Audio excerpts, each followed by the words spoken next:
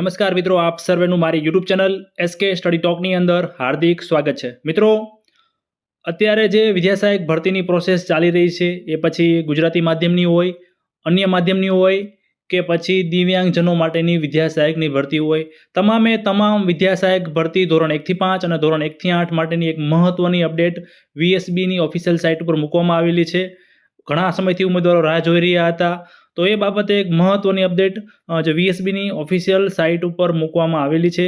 વિદ્યા સહાયક ભરતી ધોરણ 1 થી 5 અને ધોરણ 6 થી 8 ગુજરાતી માધ્યમ, અન્ય માધ્યમ વર્ષ 2024, આ ઉપરાંત ખાસ ભરતી ઝુંબેશ અંતર્ગત દિવ્યાંગજનોની જે ભરતી જાહેર કરવામાં આવી છે એ તમામનો ભરતી સંભવિત કાર્યક્રમ ઓફિશિયલ સાઇટ ઉપર મૂકવામાં આવ્યો છે। ખાસ તમે જોઈ શકો છો, જેમાં ફાઇનલ મેરિટ પ્રસિદ્ધ કરવાની તારીખ પણ આપવામાં આવી છે અને જિલ્લા પસંદગી ક્યારે શરૂ થશે એની પણ અંદાજિત તારીખો આપવામાં આવી છે। અહીં તમે જોઈ શકો છો કે ખાસ ભરતી ઝુંબેશ અંતર્ગત જે દિવ્યાંગજનો માટેની વિદ્યા સહાયક ભરતી છે 2025, એનું ફાઇનલ મેરિટ લિસ્ટ 5/5/2025 સુધીમાં, જિલ્લા પસંદગી 10/5/2025 સુધીમાં થશે। અન્ય માધ્યમની વાત કરીએ કે જે હિન્દી માધ્યમ છે, એ સિવાય જૂથમાં જે ઇંગ્લિશ માધ્યમ છે, તો એમનું ભરતી છે એ ફાઇનલ મેરિટ લિસ્ટ 12/5/2025 સુધીમાં, જિલ્લા પસંદગી 15/5/2025 સુધીમાં શરૂ થશે। ગુજરાતી માધ્યમની વાત કરીએ ધોરણ 1 થી 5, જે મોસ્ટ અવેટેડ લોકો જે વધુ પડતા એમાં છે 1 થી 5 અને 6 થી 8, તો એની વાત કરીએ તો ફાઇનલ મેરિટ લિસ્ટ 17/5/2025 અને જિલ્લા પસંદગી 22/5/2025 શરૂ થશે। ગુજરાતી માધ્યમની વાત કરીએ 6 થી 8ની, તો એની ફાઇનલ મેરિટ લિસ્ટ પ્રસિદ્ધ થવાની તારીખ છે 30/5/2025 અને જિલ્લા પસંદગી શરૂ થવાની તારીખ છે 5/6/2025।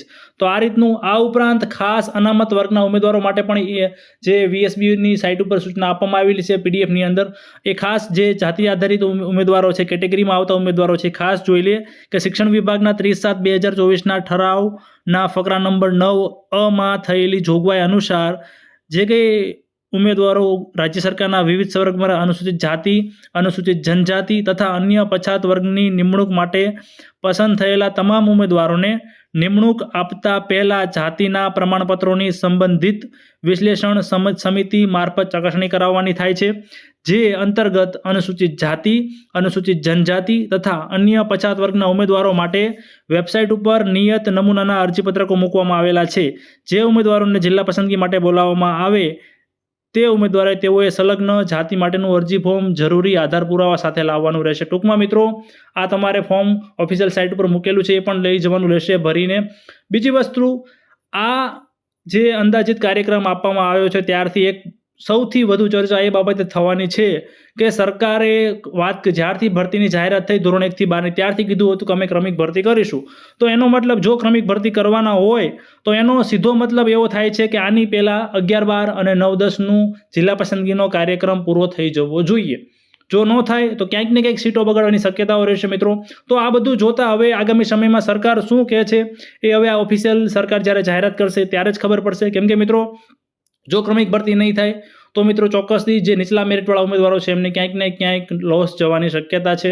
બોર્ડર ઉપરના ઉમેદવારો છે, સરકારે જે જાહેરાત કરી છે એ જોતા જિલ્લા પસંદગી અને FMLની જે આ તારીખો આપી છે 6 મહિનામાં, તો ખરેખર જો આ પ્રમાણે સરકાર કરવાના હોય તો એની પહેલાં એમને 11-12 અને 9-10નો કાર્યક્રમ પતાવવો પડે। તો આવી નવી કોઈ પણ શિક્ષણ જગતની અપડેટ માટે આપણી ચેનલ SK અપડેટ સબસ્ક્રાઇબ કરો અને ખાસ બાજુમાં આપેલા બેલ આઇકનને પણ દબાવી દેજો, જેથી હું કોઈ પણ વિડીયો મૂકું તો તમારા સુધી પહોંચી જાય। ધન્યવાદ।